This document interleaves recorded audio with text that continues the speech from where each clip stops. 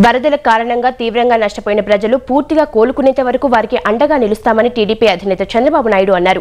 ప్రభుత్వంపై అన్ని విధాలుగా ఒత్తిడి తెచ్చి బాధితులను ఆదుకునే విధంగా పోరాటం చేస్తామని వరద ప్రభావిత ప్రాంతాల పరిశీలనలో భాగంగా చివరి రోజు కృష్ణా జిల్లాలో పర్యటనలో చెప్పారు.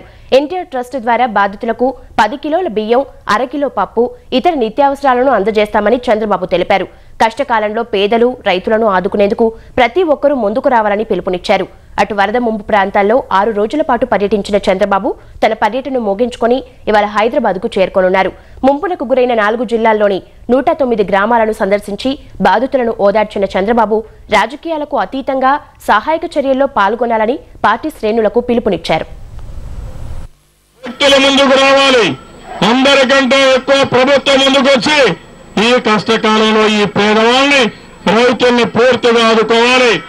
మిమ్మల్ని ఆదుకునే వరకు తెలుగుదేశం పార్టీ మీకు అండగా ఉంటాం. గ్రామ స్థాయి నుంచి రాష్ట్ర స్థాయి వరకు అవసరమైతే ఎక్కడికక్కడ ప్రభుత్వ పరివర్తన తీసుకొస్తాం. నేను ఒకటే మీకు హామీ ఇస్తున్నాను, తెలుగుదేశం పార్టీ పేదవాళ్ళ పక్షాన ఉంటాం, రైతులకు తోడుగా ఉంటాం. మీ సమస్యల పరిష్కారం అయ్యే వరకు, మీరు మామూలు మనుషులుగా మళ్లీ తిరిగి కోలుకునే వరకు తెలుగుదేశం పార్టీ అండగా ఉండి అన్ని విధాలా సహకరిస్తామని మరొక్కసారి అందరికీ హామీ ఇస్తూ మీ అందరి దగ్గర సెలవు తీసుకుంటున్నాను.